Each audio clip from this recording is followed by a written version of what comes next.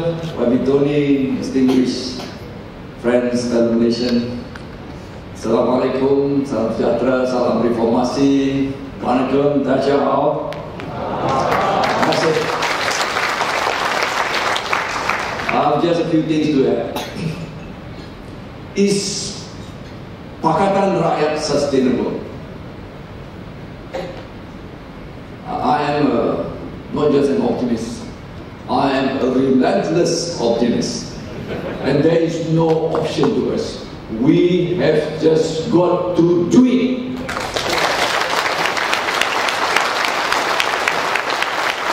This country has gone to the block, and I don't need preaching you on that. I'm not just facing converts here. I don't want to be preaching to the preachers. After the last March 2008 election, what has happened is simply this.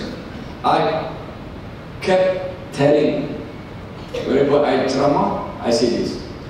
The last March 2008 victory wasn't the victory of three opposition parties. It wasn't about the victory of PKR, DAP and PAS alone. Indeed, the victory is about the victory of the coalition of three races, three cultures, and three main religions of this country.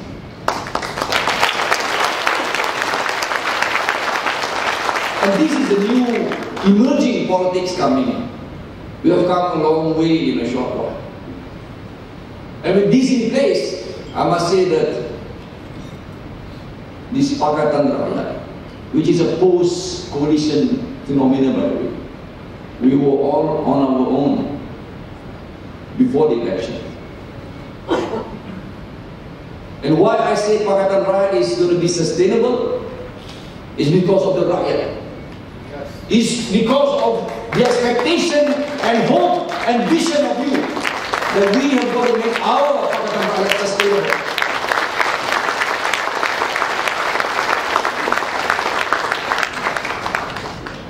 When you see into the eyes of the Rakyat, and especially from where I come from Pakistan, rural, there are poor Malays, there are poor Indians in the state, and there is one old Chinese uncle who is living under the bridge of Pakistan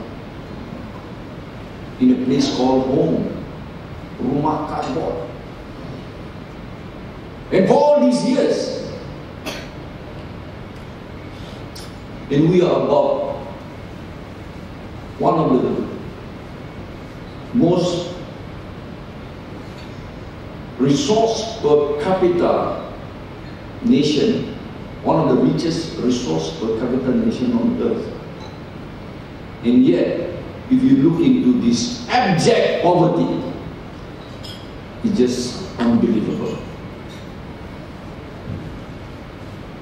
And an economist in the Age, right after Tun stepped down in April 2004, said this in his column, and it's from Morgan Stanley, Singapore-based. I still remember his name, Dan Liang.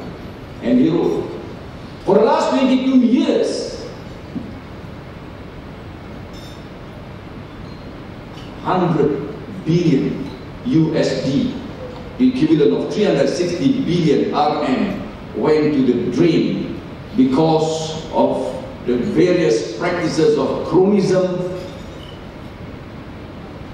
bordering corruptions in the way this country is managed.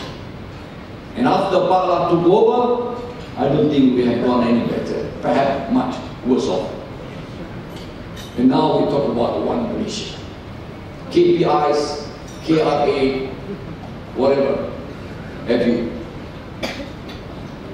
KPIs cannot be measuring leadership. What it could do is just to say we will bring down corruption, the street crimes by 20%.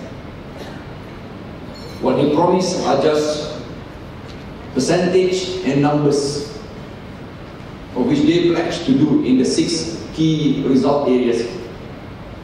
What they cannot do is essentially to bring forth a leadership that will be accountable, a leadership that will be transparent, a leadership that will really bring about true and real reform that the Rakyat are all waiting for through this day.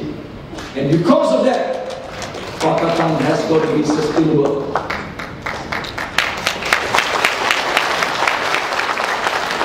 I believe in the new politics, and the new politics is not about politics of Pakatan. The new politics is about the people empowering themselves.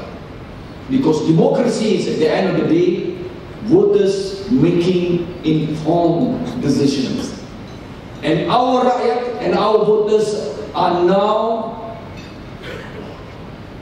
truly experiencing what is known as the enlightened era, after the new enabling media of the new media of the alternative media, both online and offline. And because of these new media, bloggers like our good hero Raja Petra, Zoro, the whole range of that, Rocky Bruce, not the least our brother YB Tony, they are now enabling, and they are now truly enlightening the Rakyat. And because of this new media, we have this new politics.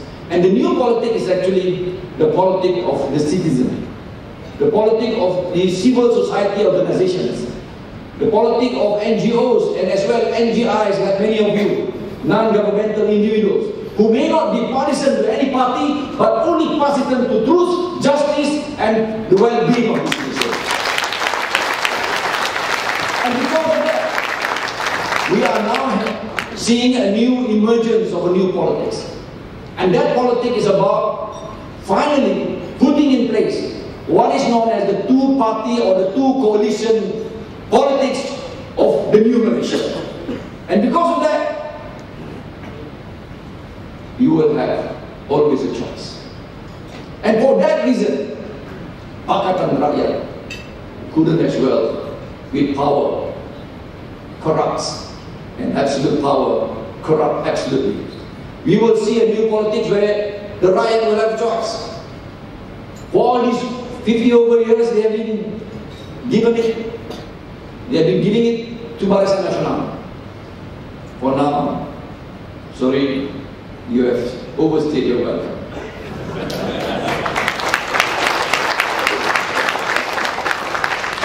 We are not so anxious to get over to Putrajaya.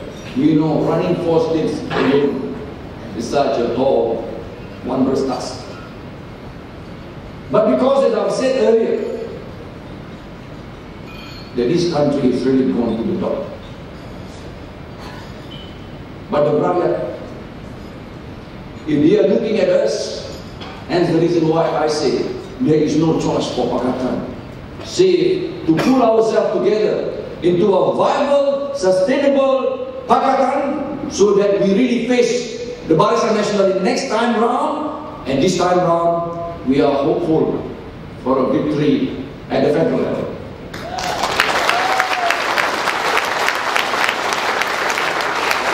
You must understand where the past is coming from. Once upon a time we were rather comfortable in the Malay belt, in the east coast of Kelantan and Terengganu, in the northern state of Kedah and Perlis. Right now, we have positioned ourselves in the center stage of national politics. Once upon a time, we were in a way not able to contextualize to the greater demography of Malaysia, the truly 60-40 demography of Malaysia, a real mix, truly plural society. Then, the way we articulate our political agendas. certainly you would have to be, quote-unquote, playing the gallery of the Malay Muslim. But right now, may I say this, that we have understand the Malaysian politics a lot better